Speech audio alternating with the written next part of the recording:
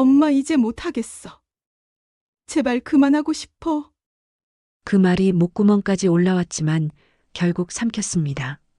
대신 저는 새벽 6시 알람을 끄고 침대에서 일어났습니다. 무릎이 욱신거렸고 허리는 펴지질 않았습니다. 하지만 멈출 수 없었습니다. 오늘도 손주들이 저를 기다리고 있으니까요. 대체 어떻게 이렇게 됐을까요? 65살 김순덕. 저는 언제부터 제 인생이 아닌 남의 인생을 살게 된 걸까요? 모든 것은 5년 전부터 시작되었습니다. 아니, 정확히 말하면 평생 쌓여온 것들이 5년 전부터 본격적으로 터져 나온 것이었습니다. 65살이 된 지금까지 저는 한 번도 제 하루를 제 마음대로 계획해 본 적이 없었습니다. 그런데 5년 전부터는 더욱 심해졌습니다. 손주 육아라는 이름으로요. 지금부터 그 이야기를 들려드리겠습니다. 여러분은 과연 누구 편에 서게 될까요? 이제 황혼의 편지함에 도착한 오늘의 사연이 열리려 합니다. 혹시 아직 구독하지 않으셨다면 지금 눌러주세요. 여러분의 응원이 더 많은 이야기를 전할 힘이 됩니다. 새벽 6시 저는 부엌에서 이유식을 데우고 있었습니다. 막내 손주 민준이 것입니다. 생후 18개월 며느리 수진이가 직장에 나가면서 제게 맡긴 아이였습니다. 어머님, 오늘도 부탁드려요. 수진이가 아침마다 하는 말이었습니다. 부탁이라고 했지만 사실 선택권은 없었습니다. 응, 조심히 다녀와. 저는 늘 그렇게 대답했습니다. 이유식 냄새가 부엌에 퍼졌습니다. 당근과 소고기를 곱게 간 것이었습니다. 어제 저녁 수진이가 냉장고에 넣어둔 거였습니다. 아침 7시 초인종이 울렸습니다. 며느리가 민준이를 안고 들어왔습니다. 어머님, 죄송해요. 오늘 회의가 있어서 일찍 가야 해요. 괜찮아, 어서 가봐. 수진이는 민준이를 제 품에 안기고는 현관문을 나섰습니다. 가방을 챙기고 구두를 신는 시간채 1분도 안 걸렸습니다. 쾅, 문 닫히는 소리와 함께 집은 다시 조용해졌습니다. 민준이가 제 품에서 칭얼거렸습니다. 배고파서 그러는구나. 할미가 밥 줄게. 저는 민준이를 안고 부엌으로 갔습니다. 이유식을 먹이는데 허리가 끊어질 것 같았습니다. 하지만 참았습니다. 민준이는 제 손주니까요. 아침 9시 겨우 민준이를 재운 뒤 저는 잠시 소파에 앉았습니다. 무릎에 파스를 붙이고 허리를 주물렀습니다. 아이고, 이 나이에 애 키우는 게 이렇게 힘든 줄 몰랐네. 혼잣말이 새어나왔습니다. 그때 전화벨이 울렸습니다. 딸 지연이었습니다. 엄마, 나 오늘 야근인데 서연이 좀 봐줄 수 있어? 서연이는 딸의 5살 딸이었습니다. 오늘? 민준이도 있는데. 엄마, 어린이집 대기가 6개월이래. 그때까지만 부탁해. 저는 한숨을 삼켰습니다. 알았어, 데려와. 고마워 엄마, 역시 우리 엄마가 최고야. 전화를 끊고 나니 머리가 지끈거렸습니다. 민준이의 서연이까지 오늘도 긴 하루가 될 것 같았습니다. 오전 11시 딸이 서연이를 데려왔습니다. 엄마 미안해. 나도 어쩔 수 없잖아. 괜찮아. 어서 회사 가. 지연이는 서연이 가방을 소파에 던지듯 놓고는 급하게 나갔습니다. 간식이랑 기저귀는 가방에 있어. 문이 닫혔습니다. 또다시 쾅 하는 소리. 서연이가 제 다리를 붙잡았습니다. 할머니, 배고파요. 그래, 우리 밥 먹자. 저는 서연이 손을 잡고 부엌으로 갔습니다. 냉장고를 열었습니다. 아침에 남은 국과 밥이 있었습니다. 서연이 밥을 먹이는데 민준이가 깼습니다. 아이고, 민준이도 깼구나. 저는 서연이 밥숟가락을 놓고 민준이를 안았습니다. 기저귀를 확인했습니다. 축축했습니다. 기저귀를 갈아야 했습니다. 할머니, 나 밥 더 먹고 싶어요. 서연이가 불렀습니다. 그래, 잠깐만 기다려. 기저귀 갈고 올게. 저는 민준이를 안고 방으로 갔습니다. 기저귀를 갈고 젖은 옷을 갈아입혔습니다. 그 사이 거실에서 쿵 하는 소리가 났습니다. 아야, 서연이 목소리였습니다. 저는 황급히 거실로 나갔습니다. 서연이가 바닥에 엎드려 울고 있었습니다. 의자에서 떨어진 것 같았습니다. 서연아, 괜찮아? 어디 다쳤어? 무릎이 까졌습니다. 피가 조금 났습니다. 저는 서연이를 안고 화장실로 갔습니다. 상처를 씻기고 밴드를 붙여주었습니다. 민준이는 제 등에 엎여 있었습니다. 무거웠습니다. 허리가 휘청거렸습니다. 점심 12시 겨우 두 아이를 재웠습니다. 저는 소파에 주저앉았습니다. 온몸이 땀으로 젖어 있었습니다. 휴, 이제 좀 쉴 수 있겠네. 하지만 쉴 수 없었습니다. 설거지가 남아 있었고 빨래도 해야 했습니다. 저는 일어나 부엌으로 갔습니다. 싱크대에는 그릇들이 쌓여 있었습니다. 설거지를 하는데 허리가 또 아팠습니다. 손목도 시큰거렸습니다. 정말이지, 이 나이에 이렇게 힘들 줄은 몰랐어. 혼잣말이 계속 새어나왔습니다. 오후 2시 핸드폰이 울렸습니다. 오랜 친구 영자였습니다. 순덕아, 오늘 등산 가는데 같이 갈래? 영자는 제 고등학교 동창이었습니다. 요즘 등산 모임에 나가며 활기차게 지내고 있었습니다. 미안, 영자야. 오늘 손주들 봐야 해서. 또? 너 맨날 손주만 보는구나. 어쩔 수 없잖아. 애들이 직장 다녀야 하는데. 순덕아, 너는 내 인생 언제 살래? 그 말이 가슴에 꽂혔습니다. 내 인생, 저한테도 제 인생이 있었나요? 영자야, 나 나중에 전화할게. 저는 전화를 끊었습니다. 영자의 말이 머릿속을 맴돌았습니다. 오후 3시 아이들이 깼습니다. 저는 다시 일어났습니다. 간식을 준비하고 놀아주었습니다. 서연이는 블록을 가지고 놀았고 민준이는 제 무릎에 앉아 있었습니다. 할머니, 이거 봐요. 서연이가 블록으로 만든 집을 보여주었습니다. 우와, 우리 서연이 잘 만들었네. 저는 웃으며 칭찬했습니다. 하지만 속으로는 무릎이 너무 아팠습니다. 민준이가 무거웠고 허리는 계속 아팠습니다. 오후 5시 며느리가 민준이를 데리러 왔습니다. 어머님, 감사합니다. 오늘도 수고 많으셨어요. 아니야, 괜찮아. 수진이는 민준이를 안고 가방을 챙겼습니다. 그리고 현관문을 나서며 말했습니다. 어머님은 시간 많으시잖아요. 우리는 회사 다녀야 하는데 어머님 덕분에 정말 큰 도움이 돼요. 시간 많으시잖아요. 그 말이 제 귀에 박혔습니다. 시간이 많다고요? 제 시간은 가치가 없나요? 문이 닫혔습니다. 저는 그 자리에 멍하니 서 있었습니다. 가슴이 답답했습니다. 오후 7시 딸이 서연이를 데리러 왔습니다. 엄마, 고마워. 오늘도 덕분에 일 잘 마쳤어. 그래, 잘했다. 지연이는 서연이 손을 잡고 나가며 말했습니다. 엄마가 있어서 우리가 일할 수 있어. 정말 다행이야. 그 말도 제 가슴에 꽂혔습니다. 다행이라고요? 저는 그저 당연한 존재인가요? 딸이 나간 뒤 집은 조용해졌습니다. 저는 소파에 앉았습니다.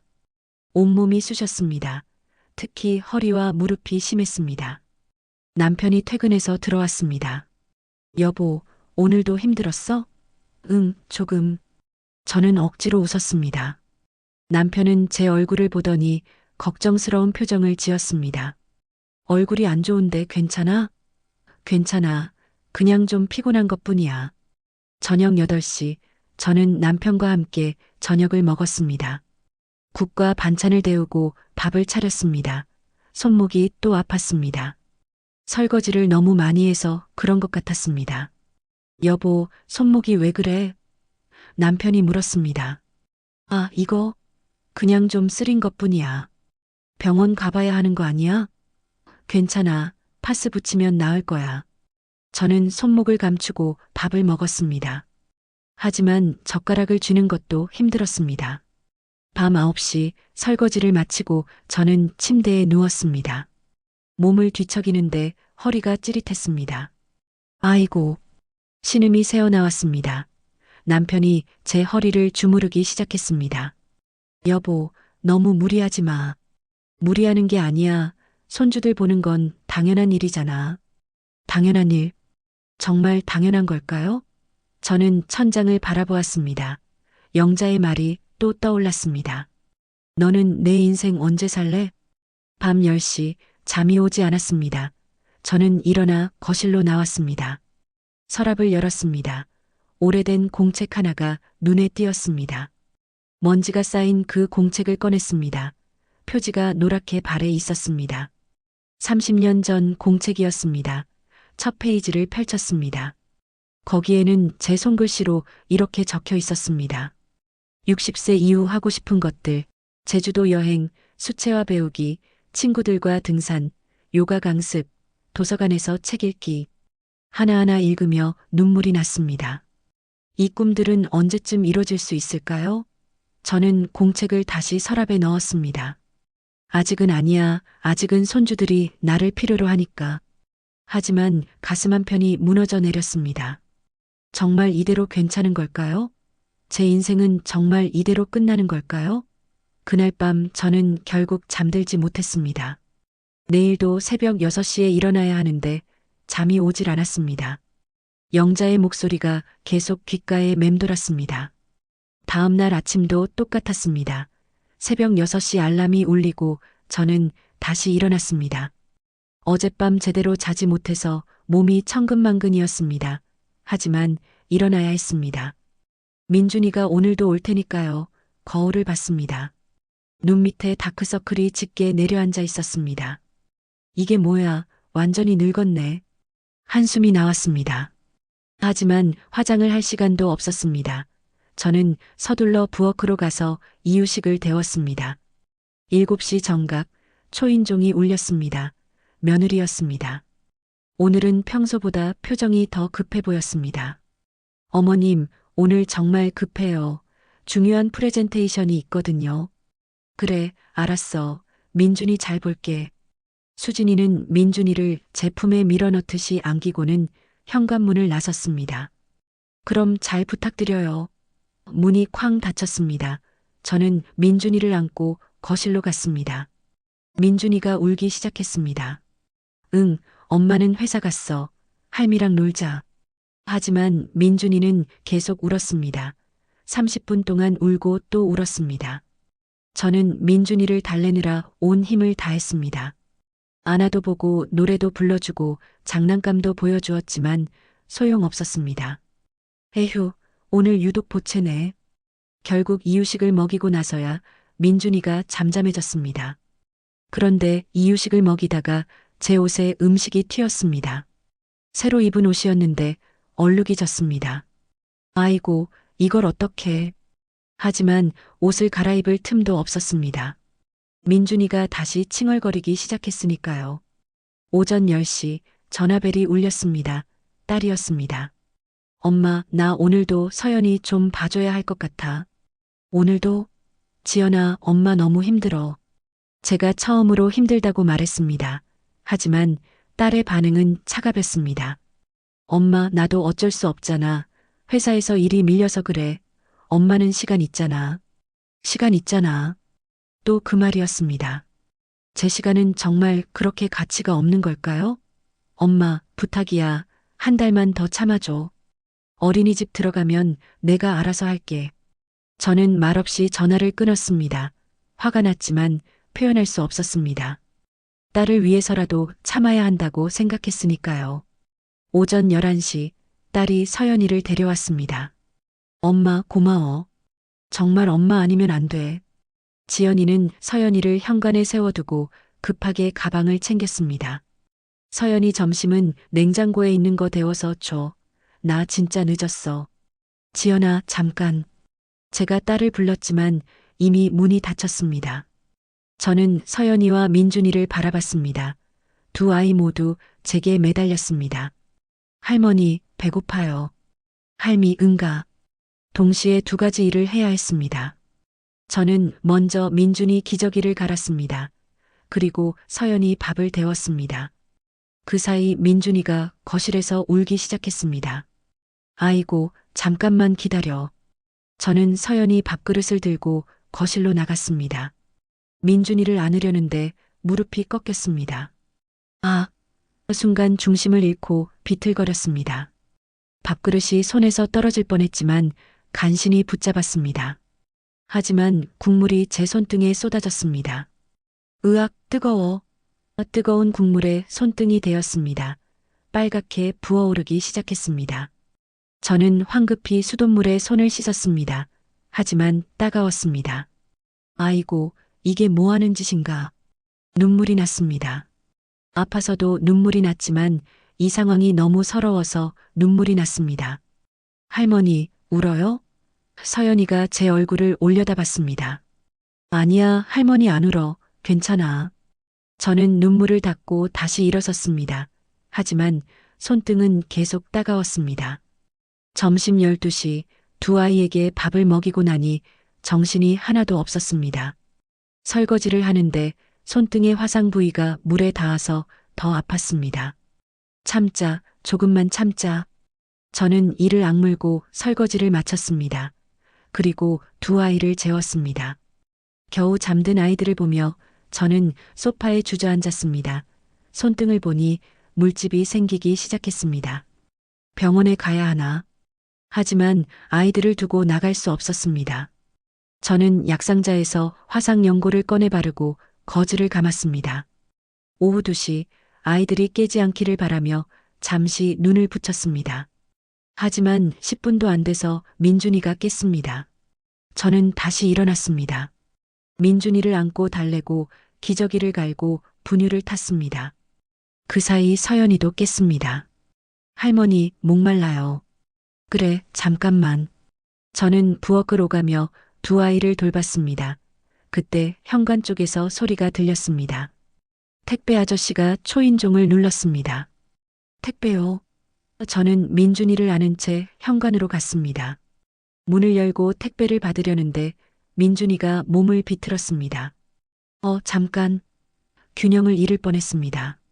저는 황급히 문틀을 잡았습니다. 할머니, 괜찮으세요? 택배 아저씨가 걱정스럽게 물었습니다. 네, 괜찮아요. 저는 겨우 택배를 받고 문을 닫았습니다.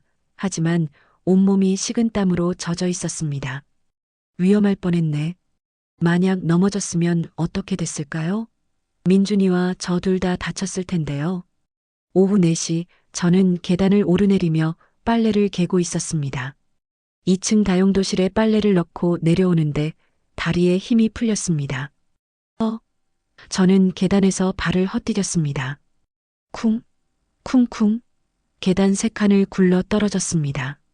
엉덩이와 허리를 세게 부딪혔습니다.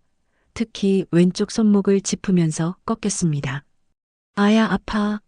저는 계단 아래에 주저앉았습니다. 손목이 욱신거렸습니다. 허리도 끊어질 듯 아팠습니다. 할머니, 서연이가 달려왔습니다. 할머니, 왜 그래요? 괜찮아, 할머니 괜찮아. 하지만 전혀 괜찮지 않았습니다. 손목을 움직일 수가 없었습니다. 조금만 움직여도 찌릿한 통증이 올라왔습니다. 저는 간신히 일어났습니다. 거실로 돌아가 소파에 앉았습니다. 손목이 부어오르기 시작했습니다. 이거 골절인가? 불안했습니다. 하지만 병원에 갈 수 없었습니다. 아이들을 두고 나갈 수 없으니까요. 저는 냉찜질을 하며 버텼습니다. 오후 5시 며느리가 민준이를 데리러 왔습니다. 어머님, 오늘도 감사합니다. 수진이는 민준이를 안아들었습니다. 저는 손목을 감추고 인사했습니다. 응, 조심히 가. 어머님 손에 뭐 묶으셨어요? 수진이가 제 손목에 거즈를 보고 물었습니다. 아, 이거? 그냥 좀 데었어. 괜찮아. 아이고, 조심하세요. 그럼 내일 봬요. 며느리는 그 말만 하고 나갔습니다. 조심하라는 말뿐이었습니다. 괜찮냐고, 병원은 가봤냐고 묻지 않았습니다. 저는 문이 닫히는 소리를 들으며 눈물을 삼켰습니다. 오후 7시 딸이 서연이를 데리러 왔습니다. 엄마, 고마워. 오늘도 수고했어. 저는 딸에게 제 손목을 보여줬습니다. 지연아, 엄마 오늘 계단에서 넘어졌어. 손목이 많이 아파. 딸은 잠깐 제 손목을 보더니 말했습니다. 엄마, 괜찮으시죠? 파스 붙이고 쉬면 나을 거예요. 나 지금 너무 피곤해서 먼저 갈게. 지연아. 제가 부르려 했지만 딸은 이미 서연이를 데리고 나갔습니다. 빠이 할머니. 서연이 목소리가 멀어졌습니다. 저는 그 자리에 서 있었습니다. 괜찮으시죠? 그게 전부였습니다. 딸은 제가 다쳤는데도 병원에 데려가 주지 않았습니다. 그저 괜찮으시죠? 라는 말 한마디로 끝이었습니다. 남편이 퇴근해서 들어왔습니다. 여보, 나왔어. 남편은 제 얼굴을 보더니 놀랐습니다. 얼굴이 왜 그래? 많이 아파 보이는데. 여보, 나 오늘 계단에서 넘어졌어. 저는 남편에게 손목을 보여줬습니다. 부어오른 손목을 보고 남편이 깜짝 놀랐습니다. 이게 뭐야? 왜 이렇게 됐어? 애들 보다가 계단에서 굴러 떨어졌어. 손목 짚으면서 꺾인 것 같아. 지금 당장 병원 가야 해. 남편은 급하게 옷을 갈아입었습니다. 가자, 응급실 가자. 괜찮아, 내일 가도 돼. 무슨 소리야, 지금 가야지. 남편은 제 손을 잡고 차에 태웠습니다. 응급실로 가는 차 안에서 남편이 물었습니다. 애들은 몰랐어? 수진이랑 지연이한테 말했는데 괜찮다고만 하더라. 뭐? 그렇게만 하고 갔어? 남편의 목소리가 높아졌습니다. 응, 병원 가보라는 말도 없었어. 그게 말이 돼? 당신이 다쳤는데. 남편은 화가 난 듯 했습니다. 저도 섭섭했지만 딸과 며느리를 탓하고 싶지 않았습니다. 여보, 애들도 바쁘니까 어쩔 수 없지. 응급실에 도착했습니다. 엑스레이를 찍고 의사 선생님이 말했습니다. 손목에 금이 갔네요. 깁스를 해야 합니다. 금이요? 저는 놀랐습니다. 생각보다 심각했습니다. 네. 최소 4주는 깁스를 하셔야 해요. 그리고 무거운 것 들지 마시고 무리하지 마세요. 의사 선생님의 말에 저는 멍해졌습니다. 4주, 그동안 손주들을 어떻게 봐요? 깁스를 하고 집으로 돌아왔습니다. 왼손에 하얀 깁스가 둘러져 있었습니다. 무겁고 불편했습니다. 남편이 저를 침대에 눕혔습니다. 여보, 이제 그만해. 손주 보는 거. 그럼 애들은 어떻게? 애들 일은 애들이 알아서 하는 거야. 당신 건강이 우선이야. 남편의 말이 고마웠습니다. 하지만 동시에 불안했습니다. 딸과 며느리한테 뭐라고 말하지? 밤 10시 저는 다시 서랍을 열었습니다. 그 노란 공책이 보였습니다. 버킷리스트 노트. 저는 공책을 꺼내 펼쳤습니다.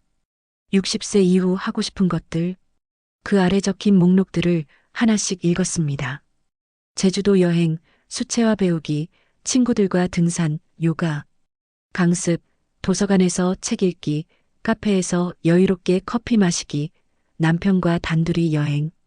이 중에 이룬 게 하나도 없었습니다. 30년 전에 쓴 목록인데 아직도 하나도 이루지 못했습니다. 저는 페이지를 넘겼습니다. 다음 페이지에는 이렇게 적혀 있었습니다. 나도 내 인생을 살고 싶다. 누군가의 엄마, 누군가의 아내, 누군가의 며느리가 아니라 그냥 나 자신으로 살고 싶다. 눈물이 흘러내렸습니다. 30년 전 제 마음이 지금도 똑같았습니다. 저는 언제쯤 제 인생을 살 수 있을까요? 이 깁스를 한 손목을 보며 생각했습니다. 이제는 정말 그만해야 하나? 하지만 그럴 용기가 있을까요? 딸과 며느리는 어떻게 생각할까요? 저는 공책을 다시 서랍에 넣었습니다. 하지만 이번에는 완전히 깊숙이 넣지 않았습니다. 언제든 꺼내볼 수 있도록 앞쪽에 두었습니다. 조금만 더 용기를 내자. 그날 밤도 잠들 수 없었습니다. 손목이 아파서도 그랬지만 마음이 더 아팠습니다. 다음 날 아침 저는 깁스한 손목을 들여다봤습니다. 하얗고 무거웠습니다. 어제 의사 선생님 말이 계속 맴돌았습니다. 4주간 깁스, 무리하지 마세요. 하지만 오늘도 민준이가 올 시간이었습니다. 저는 남편에게 말했습니다. 여보, 수진이한테 전화해야겠어. 뭐라고 할 건데? 한 달만 쉬고 싶다고. 손목도 다쳤으니까. 남편이 고개를 끄덕였습니다. 그래, 당연하지. 전화해봐. 저는 떨리는 손으로 며느리에게 전화를 걸었습니다. 여보세요, 수진아? 네, 어머님 무슨 일이세요? 그게 어제 계단에서 넘어져서 손목에 금이 갔어. 깁스를 했거든. 네. 그럼 어떡해요? 수진이의 목소리가 당황스러워졌습니다. 미안한데 한 달만 민준이를 못 볼 것 같아. 의사가 무리하지 말래서. 잠시 침묵이 흘렀습니다. 그리고 수진이가 말했습니다. 어머님, 그럼 저희는 어떡하라고요? 어떡하라고요? 그 말이 제 가슴을 찔렀습니다. 내 건강은 관심이 없고 자기 걱정만 하는구나. 수진아, 엄마도 사람이야. 다쳤는데 어떡해. 그래도 갑자기 이러시면 저희가 너무 난처한데요. 어린이집은 대기가 6개월이고 남편은 출장 많고 나도 어쩔 수 없어. 의사가 무리하지 말래. 그럼 베이비시터라도 구해야 하는데 비용이 얼마인지 아세요? 한 달에 200만 원이에요. 200만 원, 돈 이야기가 나왔습니다. 수진아, 엄마가 그동안 공짜로 봐줬는데 그건 생각 안 해? 제 목소리가 높아졌습니다. 어머님, 지금 돈 이야기 하시는 거예요? 가족인데요? 가족이니까 더 이해해줘야 하는 거 아니야? 엄마가 다쳤는데. 아, 알겠어요. 알겠다고요. 수진이가 짜증 섞인 목소리로 전화를 끊었습니다. 저는 핸드폰을 내려놓고 한숨을 쉬었습니다. 여보, 어떻게 됐어? 남편이 물었습니다. 화내고 끊었어. 뭐? 당신이 다쳤는데? 남편도 화가 난 듯 했습니다. 이번엔 딸에게 전화를 걸었습니다. 여보세요, 지연아? 응, 엄마 무슨 일이야? 엄마 어제 손목 다친 거 알지? 금이 가서 깁스했어. 응, 알아. 그래서 한 달 정도 서연이를 못 볼 것 같아. 엄마, 농담이지? 딸의 목소리가 차가웠습니다. 농담 아니야. 의사가 무리하지 말래. 엄마, 나 어떡해? 나도 회사 다녀야 하는데. 지연아, 엄마도 사람이야. 아픈데 어떡해. 엄마는 시간 많으시잖아요. 한 손으로도 애 볼 수 있잖아요. 그 말에 저는 할 말을 잃었습니다. 한 손으로 애를 보라고? 엄마, 너무하시는 거 아니에요? 우리가 얼마나 힘든지 아세요? 엄마가 더 힘들어. 매일 2명씩 보는데. 그래도 엄마는 퇴직했잖아요. 우리는 지금 일해야 하는데요. 딸의 말에 눈물이 났습니다. 퇴직했으니 시간이 남아도는 사람. 아픈 것도 참아야 하는 사람. 그게 저인가요? 지연아, 엄마 마음 너무 아프다. 엄마도 좀 생각해 주세요. 갑자기 이러시면 어떡해요. 딸이 울먹이기 시작했습니다. 엄마가 안 해주시면 나는 회사 그만둬야 해요. 그럼 우리 가족은 어떡하고요? 저는 더 이상 말할 수 없었습니다. 엄마, 생각 좀 해주세요. 딸이 전화를 끊었습니다. 저는 소파에 주저앉았습니다. 여보, 괜찮아? 남편이 제 어깨를 감싸 안았습니다. 안 괜찮아. 하나도 안 괜찮아. 눈물이 쏟아졌습니다. 애들이 엄마 다친 건 걱정도 안 해. 자기들 걱정만 해. 당신 잘못이 아니야. 애들이 너무한 거야. 남편이 제 등을 토닥여줬습니다. 오후가 되자 친구 영자가 전화를 했습니다. 순덕아, 오늘 등산 가는데 같이 갈래? 영자야, 나 손목 다쳤어. 뭐? 어떻게? 저는 어제 일을 설명했습니다. 계단에서 넘어진 것, 손목에 금이 간 것, 그리고 딸과 며느리의 반응까지. 말도 안 돼. 너 다쳤는데 그렇게 말했어? 응, 자기들 걱정만 하더라. 순덕아, 이건 아니야. 너 이용당하고 있는 거야. 이용? 그래, 공짜 베이비시터로 말이야. 너도 내 인생이 있잖아. 그렇게 전화를 끊고 나니 영자의 말이 계속 맴돌았습니다. 공짜 베이비시터? 정말 그런가요? 저는 가족인데 왜 이런 생각이 드는 걸까요? 저녁이 되자 남편이 말했습니다. 여보, 딸들한테 확실히 말해야 해. 뭐라고? 당신도 당신 인생이 있다고, 더 이상은 못 봐준다고. 그럼 애들은? 애들은 애들이 알아서 해야지. 베이비시터 쓰든지, 어린이집 보내든지. 남편 말이 맞았습니다. 하지만 제 마음은 무거웠습니다.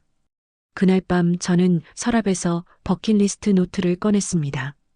이번엔 새로운 페이지를 펼쳤습니다. 그리고 펜을 들었습니다. 오른손으로 글씨를 쓰기가 어색했지만 천천히 적기 시작했습니다. 나도 내 인생을 살고 싶다. 손주들을 사랑하지만 나는 공짜 베이비시터가 아니다. 나도 아프면 쉴 권리가 있다. 나도 내 꿈을 이룰 권리가 있다. 글씨를 쓰면서 눈물이 떨어졌습니다. 이제는 정말 결심해야 할 때가 온 것 같았습니다. 더 이상 참을 수 없었습니다. 저는 공책을 덮고 남편을 불렀습니다. 여보, 응? 나 이제 그만할래. 손주 육아. 남편이 제 손을 잡았습니다.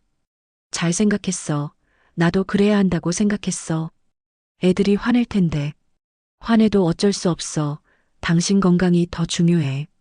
그날 밤 저는 처음으로 홀가분한 마음으로 잠들었습니다. 내일 딸과 며느리에게 확실히 말하리라 다짐하며 일주일이 지났습니다. 손목은 여전히 아팠지만 마음만큼은 조금 가벼워졌습니다. 딸과 며느리는 더 이상 전화하지 않았습니다. 아마 화가 많이 났나 봅니다. 남편은 매일 아침 식사를 준비해 주었습니다. 서툴렀지만 정성이 느껴졌습니다. 여보, 고마워. 뭐가 고마워, 당연한 거지. 어느 날 오후 친구 영자가 전화를 했습니다. 순떡아, 집에 있어? 내가 갈게. 응, 와. 1시간 뒤 영자가 왔습니다. 손에는 수채화 도구가 가득 든 가방을 들고 있었습니다. 이게 뭐야? 수채화 도구야. 내가 배우는데 너도 같이 해보자. 영자야, 나 손목 아픈데.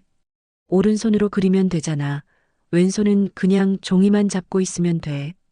영자가 거실 탁자에 종이를 깔았습니다. 물감과 붓을 꺼냈습니다. 자, 한번 해봐.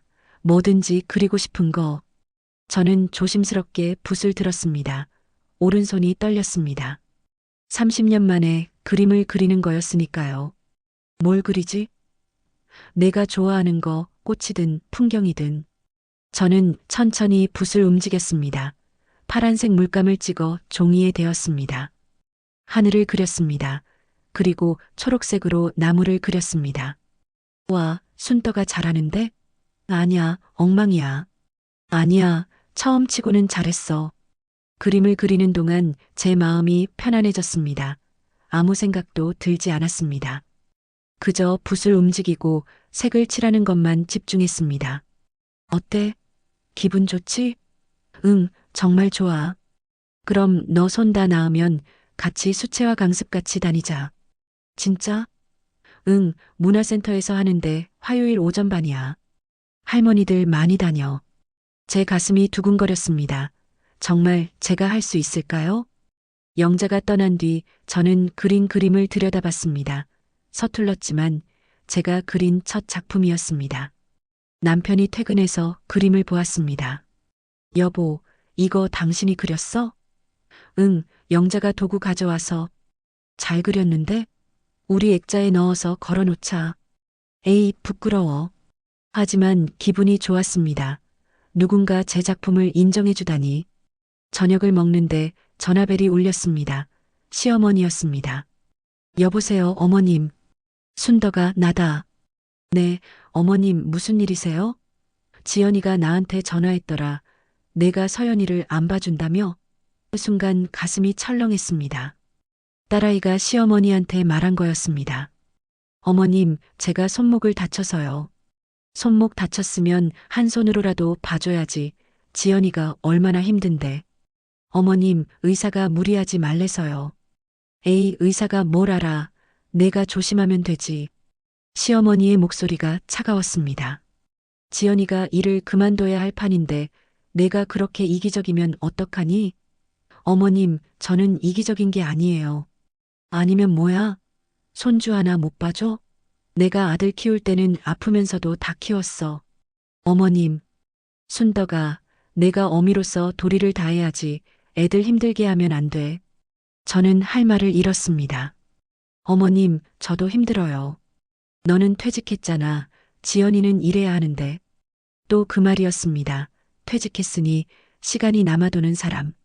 어머님, 죄송하지만 저는 못 봐드려요. 뭐? 제 건강이 더 중요해요. 순덕아, 넌 정말 시어머니가 화를 내며 전화를 끊었습니다. 저는 핸드폰을 내려놓고 숨을 몰아쉬었습니다. 여보, 누구였어? 시어머니셨어. 뭐라고 하시던데? 손주 안 봐준다고 나보고 이기적이래. 남편의 얼굴이 굳어졌습니다. 당신이 이기적이라고? 말도 안 돼. 여보, 내가 정말 이기적인 걸까? 절대 아니야. 당신은 평생 가족 위에 살았어. 남편이 제 손을 꽉 잡아줬습니다. 다음 날 시아버지한테서 전화가 왔습니다. 순덕아, 나다. 네, 아버님. 내 어머니가 화가 많이 나셨어. 지연이 좀 도와줘. 아버님, 저도 아픈데요. 아프면 약 먹고 참아야지. 지연이가 직장 잃으면 어떡하니? 아버님, 저도 사람이에요. 사람이니까 돕는 거지. 그게 가족이야. 저는 더 이상 말하고 싶지 않았습니다. 아버님, 죄송합니다. 전화를 끊었습니다. 시댁 식구들 중에 제 편은 없었습니다. 저는 아무것도 아닌 사람이었습니다. 그날 오후 남편이 결심한 듯 말했습니다. 여보, 우리 여행 가자. 여행? 응, 일주일만 우리 둘이. 갑자기 왜? 당신 기분 전환도 하고 손목도 쉬게. 남편이 제 손을 잡았습니다. 버킷리스트에 적혀 있었잖아. 남편과 단둘이 여행. 저는 깜짝 놀랐습니다. 그걸 어떻게 알았어? 공책 봤어. 미안해. 아니야, 괜찮아. 그럼 가자. 제주도, 당신이 가고 싶어 했던 곳. 눈물이 났습니다. 30년을 꿈꿔왔던 제주도 여행. 정말 갈 수 있을까요? 여보, 고마워. 고맙긴, 나도 당신한테 미안해. 그동안 너무 모르고 살았어. 남편이 저를 껴안았습니다. 그날 저녁 저는 버킷리스트 노트를 펼쳤습니다. 제주도 여행이라는 항목 옆에 빨간 펜으로 체크 표시를 했습니다. 아직 가지는 않았지만 곧 갈 것이니까. 처음으로 제 꿈이 이뤄지려 하고 있었습니다. 친구 영자와 남편, 이 두 사람이 제 편이 되어 주었습니다. 그것만으로도 충분히 힘이 났습니다. 2주가 지났습니다. 손목은 조금씩 나아지고 있었습니다. 남편과 저는 제주도 여행 준비를 하고 있었습니다. 다음 주에 떠나기로 했습니다. 여보, 숙소 예약했어. 어디로? 서귀포 쪽, 바다 보이는 펜션. 남편이 핸드폰 화면을 보여줬습니다. 정말 예쁜 곳이었습니다. 와, 정말 가는구나. 아직도 믿기지 않았습니다. 30년을 꿈꿔온 여행이 현실이 되다니. 그날 오후 저는 지연이의 집에 가야 했습니다. 지난주에 두고 온 가방을 가져오려고요. 서연이 가방이었는데 제 지갑이 그 안에 있었습니다. 지연이한테 문자를 보냈습니다. 지연아, 오늘 오후 3시에 가방 가지러 갈게. 집에 있어? 답장은 없었습니다. 오후 3시, 저는 지연이 집 앞에 도착했습니다. 초인종을 눌렀지만 대답이 없었습니다. 다시 눌렀습니다. 여전히 조용했습니다. 이상하네, 분명 퇴근 시간인데. 저는 현관문 손잡이를 돌려봤습니다. 문이 열렸습니다. 지연아? 엄마야. 안으로 들어갔습니다. 거실은 조용했습니다. 그때 방에서 목소리가 들렸습니다. 지연이가 통화를 하고 있었습니다. 언니, 진짜 엄마 때문에 미치겠어. 저는 멈춰섰습니다. 손목 다쳤다고 서연이를 안 봐준대. 말이 돼? 제 가슴이 철렁했습니다. 공짜 베이비시터인 줄 아시나 봐. 5년 동안 거저 봐주다가 이제 와서 왜 그러시는지. 공짜 베이비시터? 그 말이 귀에 박혔습니다. 요즘 핑계만 대. 손목 아프다. 허리 아프다. 나이 들면 다 아픈 거 아니야? 저는 그 자리에 얼어붙었습니다. 엄마가 요즘 이상해. 친구 만나러 다니고 그림 그린다고 난리야. 손주보다 자기가 더 중요한가 봐. 눈물이 났습니다. 이렇게 생각하고 있었구나. 할머니도 우리 편이야. 손녀가 직장 잃으면 안 된다고 엄마한테 말씀하셨대. 시어머니도 손녀 편이라는 것은 알고 있었지만 이렇게 직접 듣는 것은 달랐습니다. 베이비시터 비용이 250만 원이야. 엄마가 좀 봐줬으면 좋겠는데 너무 이기적이야. 저는 조용히 현관으로 나왔습니다. 가방은 가져오지 못했습니다. 그냥 나왔습니다. 집으로 돌아가는 길에 눈물이 멈추지 않았습니다. 공짜 베이비시터, 이기적인 사람, 핑계만 대는 사람. 내가 딸아이 눈에 그렇게 보였구나. 집에 도착했을 때 저는 온몸이 떨리고 있었습니다. 여보, 왜 이래? 가방은? 남편이 놀라서 달려왔습니다. 여보, 저는 남편 품에 안겨 울었습니다. 지연이가 전화로 얘기하는 걸 들었어. 뭐라고 하던데? 나를 공짜 베이비시터래, 이기적이래, 핑계만 댄대. 남편의 얼굴이 굳어졌습니다. 나이 들면 다 아픈 거 아니냐고, 손주보다 내가 더 중요하냐고. 남편의 주먹이 떨렸습니다. 그 집에 가서 당장 따져야겠어. 안 돼, 그러지 마. 당신이 얼마나 고생했는데. 남편의 목소리가 높아졌습니다. 저는 소파에 주저앉았습니다. 온몸에 힘이 빠졌습니다. 내가 정말 이기적인 걸까? 내가 잘못한 걸까? 아니야, 당신은 아무 잘못 없어. 남편이 제 손을 잡았습니다. 그날 밤 저는 서랍을 열었습니다. 버킷리스트 노트를 꺼냈습니다. 첫 페이지를 펼쳤습니다. 60세 이후 하고 싶은 것들. 30년 전에 저는 60세가 되면 자유로울 거라고 생각했나 봅니다. 하지만 65살이 된 지금도 자유롭지 못했습니다. 페이지를 넘겼습니다. 중간쯤에 이런 글이 있었습니다. 나는 언제쯤 나로 살 수 있을까? 엄마로, 아내로, 며느리로만 살지 않고 그냥 나 자신으로. 눈물이 떨어졌습니다. 30년이 지났는데 아직도 저는 저 자신으로 살지 못하고 있었습니다.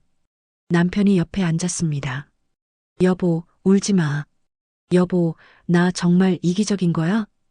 절대 아니야. 근데 왜 다들 나를 그렇게 보는 걸까? 그 사람들이 잘못된 거야.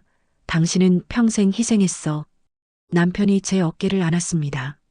저는 노트의 마지막 페이지를 펼쳤습니다. 거기에는 이렇게 적혀 있었습니다. 만약 60세가 되어도 내 꿈을 이루지 못하면 그땐 어떡하지? 그래도 포기하지 말자. 나는 나를 사랑할 자격이 있다. 35살에 제가 65살의 저에게 남긴 메시지였습니다. 여보 봐. 남편에게 보여줬습니다. 나는 나를 사랑할 자격이 있대. 남편이 그 글을 읽더니 눈시울이 붉어졌습니다. 맞아. 당신은 자격이 있어. 충분히. 여보, 고마워.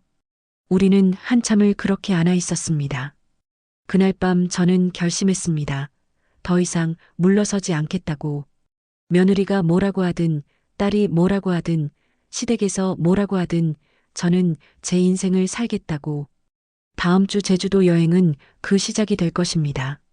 제주도 여행 출발 전날이었습니다. 저는 짐을 꾸리고 있었습니다. 옷가지와 세면도구를 가방에 넣었습니다. 가슴이 두근거렸습니다. 내일이면 정말 제주도에 가는구나. 30년을 기다린 여행. 남편이 옆에서 지도를 보고 있었습니다. 여보, 내일 날씨 좋대. 한라산도 가보고 바다도 보자. 응, 좋아. 저는 웃으며 대답했습니다. 그때 초인종이 울렸습니다. 누구지? 남편이 현관으로 갔습니다. 문을 열자 며느리와 딸이 서 있었습니다. 그리고 그 뒤에 시어머니와 시아버지까지. 어머님, 저희 왔어요. 며느리가 먼저 들어왔습니다. 민준이를 안고 있었습니다. 딸도 서연이 손을 잡고 들어왔습니다. 엄마, 너희 왜 왔어? 저는 놀라서 물었습니다. 시어머니가 거실로 들어오며 말씀하셨습니다. 순떡아, 우리가 얘기 좀 해야겠어. 어머님, 저는 긴장했습니다. 앉아들. 시아버지가 소파를 가리켰습니다. 모두가 거실에 앉았습니다. 저와 남편만 서 있었습니다. 앉아라, 앉아. 시아버지가 다시 말했습니다. 우리도 앉았습니다. 분위기가 무거웠습니다. 시어머니가 먼저 입을 열었습니다. 순떡아, 내가 손주들을 안 봐준다며? 어머님, 제가 손목을 다쳐서요. 손목 다쳤으면 약 먹고 봐줘야지. 며느리가 직장 잃으면 어떡하니? 어머님, 의사가 무리하지 말래서요. 의사가 뭘 알아. 우리 때는 아프면서도 다 키웠어. 시어머니의 목소리가 날카로웠습니다. 시아버지가 거들었습니다. 순떡아, 가족이 뭔지 아니? 서로 돕는 거야. 아버님, 저도 알아요. 하지만 제 건강도 중요해요. 건강? 나이 들면 다 아픈 거야. 그걸 가지고 핑계 대면 안 되지. 며느리가 눈물을 글썽이며 말했습니다. 어머님, 저 정말 힘들어요. 베이비시터 비용 때문에 빚까지 져야 할 것 같아요. 수진아, 어머님이 안 도와주시면 저는 직장을 그만둬야 해요. 그럼 우리 가족은 어떻게 살아요? 딸도 울먹이기 시작했습니다. 엄마, 나도 마찬가지예요. 승진 기회를 놓치게 생겼어요.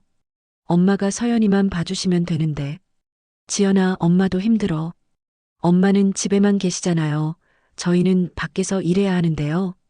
시어머니가 탁자를 손으로 탁 쳤습니다. 그래, 순덕아, 너는 퇴직했으니까 시간이 많잖아. 며느리랑 딸은 돈 벌어야 하는데.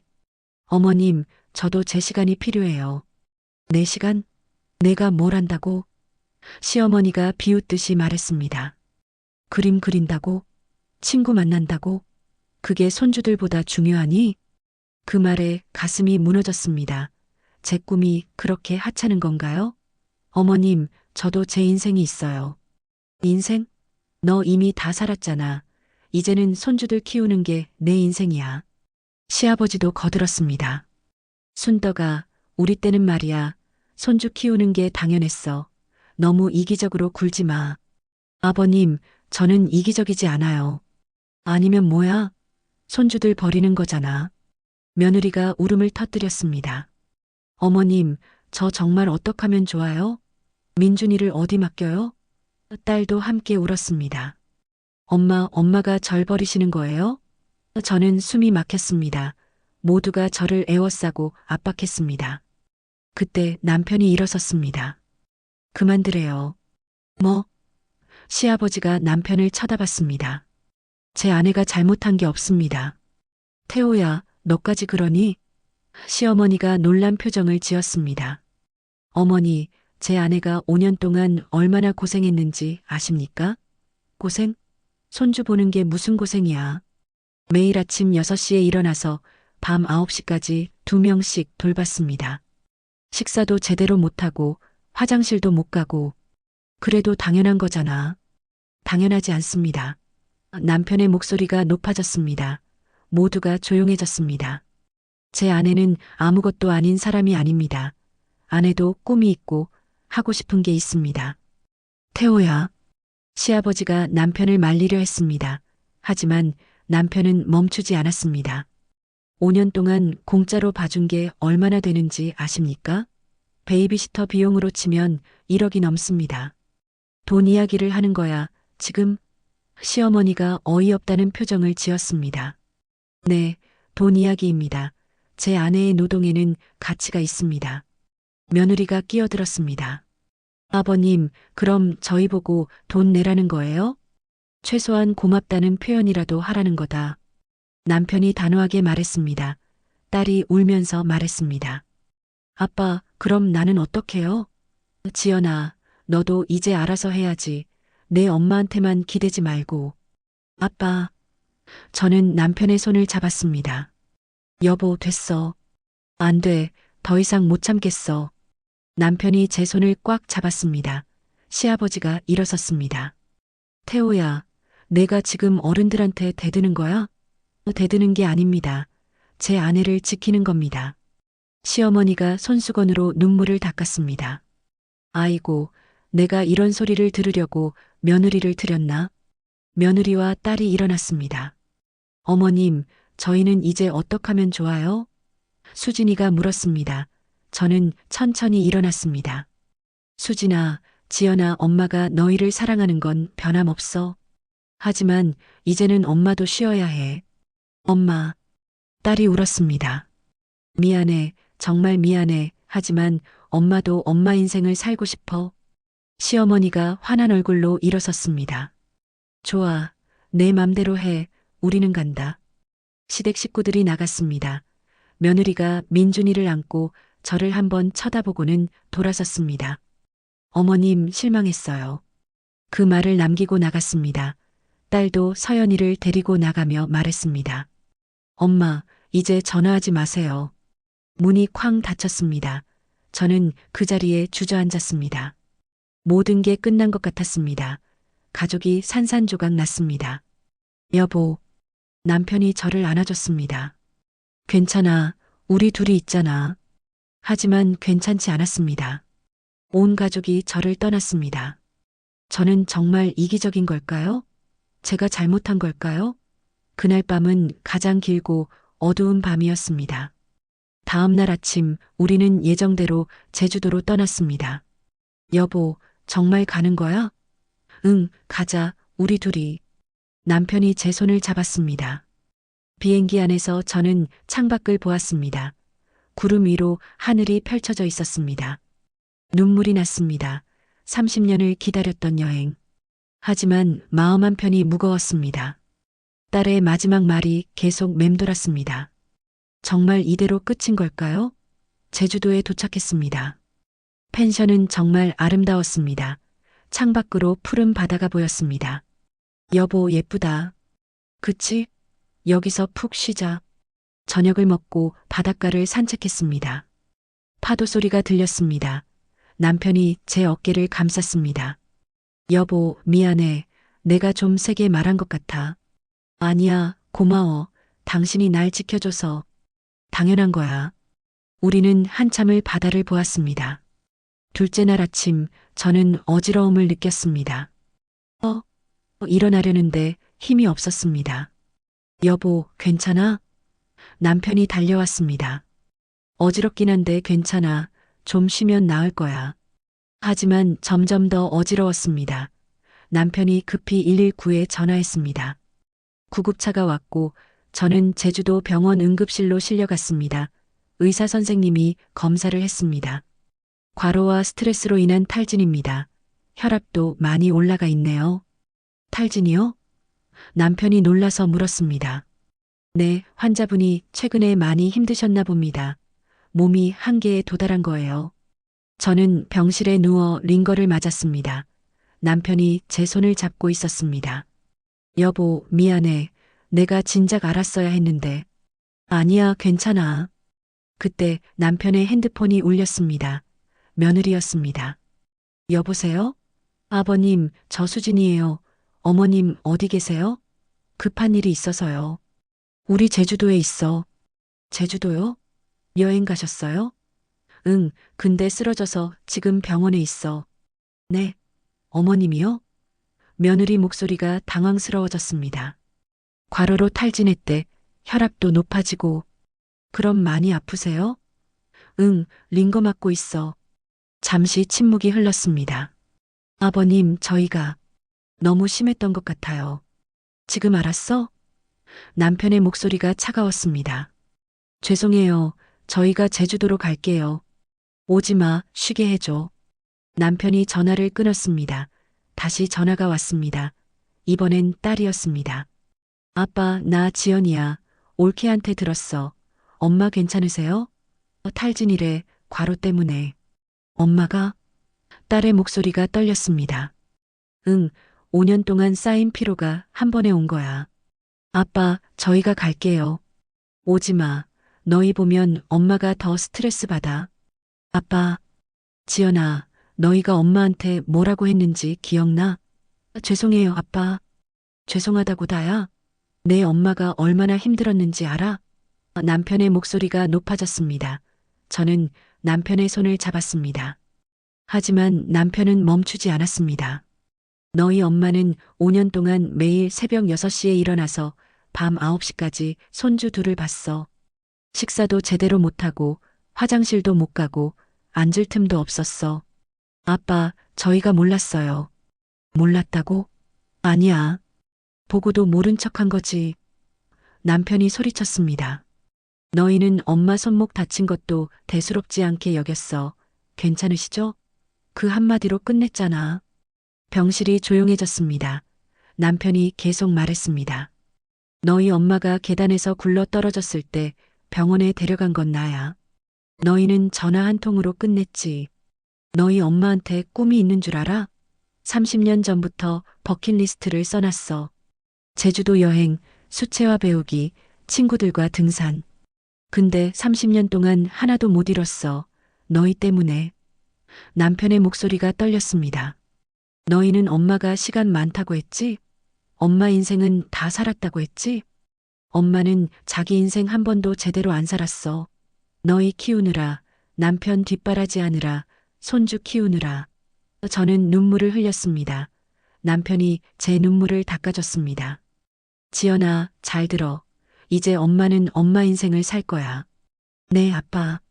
공짜 베이비시터라고 했지? 엄마가 다 들었어. 아빠, 그건 변명하지 마. 너희가 한 말 다 기억해. 남편이 전화를 끊었습니다. 그리고 제 손을 잡았습니다.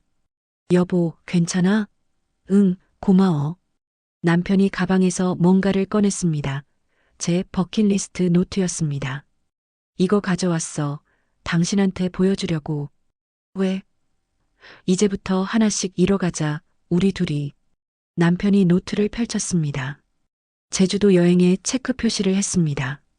이건 이로써 비록 이렇게 됐지만 저는 웃으며 울었습니다. 다음 날 아침 병실 문이 열렸습니다. 며느리와 딸이 서 있었습니다. 어머님, 수진이가 눈물을 흘리며 들어왔습니다. 왔구나. 어머님, 정말 죄송해요. 며느리가 제 손을 잡았습니다. 딸도 제 옆에 앉았습니다. 엄마, 미안해. 정말 미안해. 괜찮아. 아니에요. 저희가 너무 심했어요. 수진이가 울먹였습니다. 저희는 어머님을 당연하게 여겼어요. 어머님 고통은 생각 안 하고. 지연아, 수진아, 엄마가 너희를 미워하는 건 아니야. 엄마. 하지만 엄마도 엄마 인생이 필요해. 딸이 고개를 끄덕였습니다. 알아요, 엄마, 이제 알았어요. 며느리가 가방에서 뭔가를 꺼냈습니다. 편지였습니다. 어머님, 이거 읽어주세요. 편지를 펼쳤습니다. 거기에는 이렇게 적혀 있었습니다. 어머님, 5년 동안 감사했습니다. 어머님의 희생이 얼마나 큰지 이제야 알았습니다. 이제는 저희가 알아서 하겠습니다. 어머님 인생을 사세요. 사랑합니다. 눈물이 흘러내렸습니다. 딸도 편지를 꺼냈습니다. 엄마, 저도요. 고맙다. 우리는 한참을 안고 울었습니다. 30년 만에 처음으로 제 마음이 인정받는 순간이었습니다. 6개월이 지났습니다. 제 손목은 완전히 나았고 몸도 많이 회복되었습니다. 무엇보다 마음이 가벼워졌습니다. 오늘은 화요일 오전 수채화 강습 가는 날입니다. 여보, 나 강습 다녀올게. 응, 조심히 다녀와. 오늘 뭐 그려? 풍경화, 바다 그릴 거야. 제주도에서 본 그 푸른 바다를요. 문화센터에 도착했습니다. 친구 영자가 이미 와 있었습니다. 순떡아 왔어? 응, 오늘 늦지 않았지? 응, 딱 맞춰 왔어. 우리는 자리에 앉아 붓을 들었습니다. 선생님이 오늘의 주제를 설명했습니다. 오늘은 여러분이 가장 행복했던 순간을 그려보세요. 가장 행복했던 순간, 저는 제주도 바닷가를 떠올렸습니다. 남편과 손을 잡고 걷던 그때 붓을 움직였습니다. 파란색, 하얀색, 노란색, 색들이 종이 위에서 춤을 췄습니다. 순떡 씨, 정말 잘 그리시네요. 선생님이 제 그림을 보고 칭찬했습니다. 감사합니다. 제 가슴이 뿌듯했습니다. 누군가 제가 한 일을 인정해 주다니. 강습이 끝나고 영자와 카페에 갔습니다. 순떡아, 요즘 얼굴이 밝아졌다. 그래. 응, 예전엔 늘 피곤해 보였는데 지금은 달라. 영자야, 고마워. 내가 옆에 있어줘서. 친구 좋은 게 뭐야. 그나저나 다음 주 등산 가는 거 알지? 응, 설악산이라며? 맞아. 우리 등산 모임에서 1박 2일로 간대. 등산, 버킷리스트에 있던 것 중 하나였습니다. 좋아, 갈게. 집으로 돌아오는 길에 떡집에 들렀습니다. 남편이 좋아하는 쑥떡을 샀습니다. 집에 도착하니 남편이 점심을 준비하고 있었습니다. 여보 왔어? 오늘 강습 어땠어? 좋았어. 선생님이 칭찬해 주셨어. 그래. 우리 마누라 실력 좋으니까. 남편이 웃었습니다. 저는 쑥떡을 남편에게 건넸습니다. 이건 뭐야? 고마워서, 당신이 날 지켜줘서. 남편이 저를 안아줬습니다. 당연한 거지. 점심을 먹는데 전화벨이 울렸습니다. 며느리였습니다. 어머님, 저 수진이에요. 응, 수진아. 어머님, 이번 주말에 민준이 보러 오셔도 될까요? 응, 좋아. 요즘은 이렇게 바뀌었습니다. 제가 손주를 보러 가는 것이지 손주를 맞는 게 아닙니다. 주말에 한 번, 평일에 한 번, 제가 원할 때만 만납니다. 그럼 토요일 오후 2시에 갈게요. 그래, 기다릴게. 전화를 끊고 나니 마음이 편했습니다. 부담이 아니라 기쁨이었습니다. 토요일 오후 며느리가 민준이를 데리고 왔습니다. 어머님, 안녕하세요. 그래, 잘 왔어. 민준이가 제게 달려왔습니다. 할미. 어머, 우리 민준이 할미한테 와봐. 민준이를 안았습니다. 무겁지 않았습니다. 이제는 부담이 아니었으니까요. 어머님, 오늘 3시간만 봐주시면 돼요. 제가 미용실 좀 다녀올게요. 그래, 다녀와. 며느리가 나가고 저는 민준이와 놀았습니다. 블록도 쌓고 그림책도 읽어줬습니다. 남편도 함께 놀아줬습니다. 민준아, 할아버지랑 공놀이 할까? 좋아. 3시간이 금방 지나갔습니다. 며느리가 돌아왔습니다. 어머님, 감사합니다. 아니야, 즐거웠어. 며느리가 봉투를 꺼냈습니다. 어머님, 이거 받으세요. 이게 뭐야? 용돈이에요. 적지만 받아주세요. 수진아, 괜찮아. 아니에요. 어머님 시간도 소중하니까요. 저는 봉투를 받았습니다. 돈이 중요한 게 아니었습니다.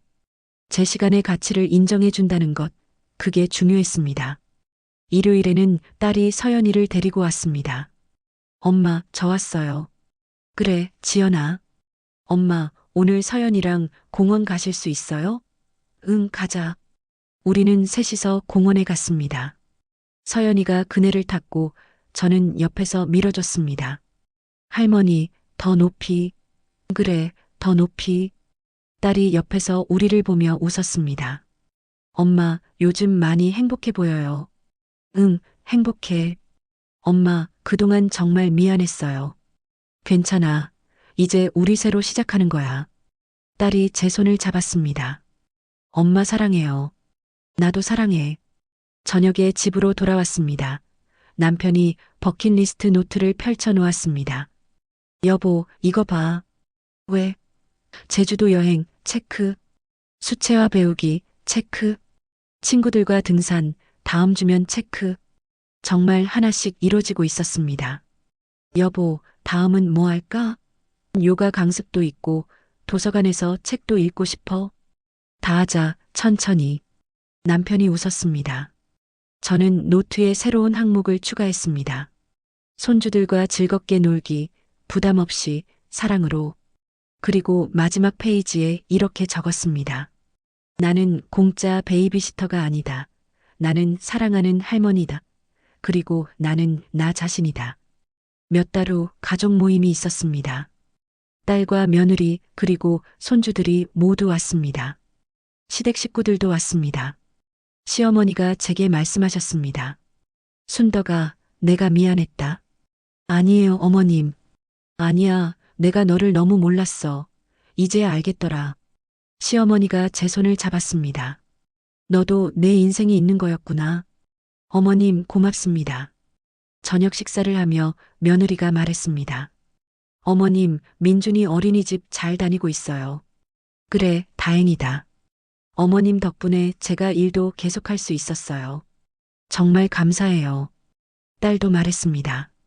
엄마, 저도 승진했어요. 정말? 축하해. 엄마가 가르쳐 주신 거예요. 자기 자신을 사랑하는 법. 저는 눈시울이 뜨거워졌습니다. 제 아이들이 이제 알아주는구나. 식사가 끝나고 남편이 제게 속삭였습니다. 여보, 행복해? 응, 정말 행복해. 나도. 우리는 손을 잡고 창밖을 보았습니다. 저녁 노을이 지고 있었습니다. 붉은 하늘이 아름다웠습니다. 제 인생도 그렇게 새로운 빛으로 물들어가고 있었습니다. 65살, 저는 이제야 제 인생을 시작했습니다. 늦었지만 괜찮습니다. 지금이라도 시작할 수 있으니까요. 저는 공짜 베이비시터가 아닙니다. 저는 김순덕입니다. 할머니이자 엄마이자 아내이자 그리고 무엇보다 나 자신입니다. 그것으로 충분합니다. 순덕 씨의 이야기는 우리에게 중요한 교훈을 남깁니다. 가족을 사랑하는 것과 자기 자신을 사랑하는 것은 결코 모순되지 않습니다. 할머니의 시간도 소중하고 할머니의 꿈도 가치가 있습니다. 나이가 들었다고 해서 인생이 끝난 게 아닙니다. 오히려 이제야 진짜 자신을 위한 시간을 가질 수 있는 것이죠. 순덕 씨는 용기를 냈고 그 용기가 가족 모두를 변화시켰습니다. 희생은 아름답지만 그것이 당연시되어서는 안 됩니다. 진정한 사랑은 서로의 경계를 존중하고 각자의 삶을 응원하는 것입니다. 여러분은 어떠신가요? 혹시 가족을 위해 자신의 꿈을 미루고 계신가요? 아니면 부모님께 너무 많은 것을 당연하게 여기고 있지는 않으신가요? 댓글로 여러분의 생각을 들려주세요. 여러분의 이야기가 누군가에게는 큰 위로가 될 수 있습니다. 이 영상이 도움이 되셨다면 좋아요 버튼을 눌러주시고 구독과 알림 설정으로 앞으로도 함께 해주세요. 여러분의 응원이 더 좋은 이야기를 만드는 힘이 됩니다. 감사합니다.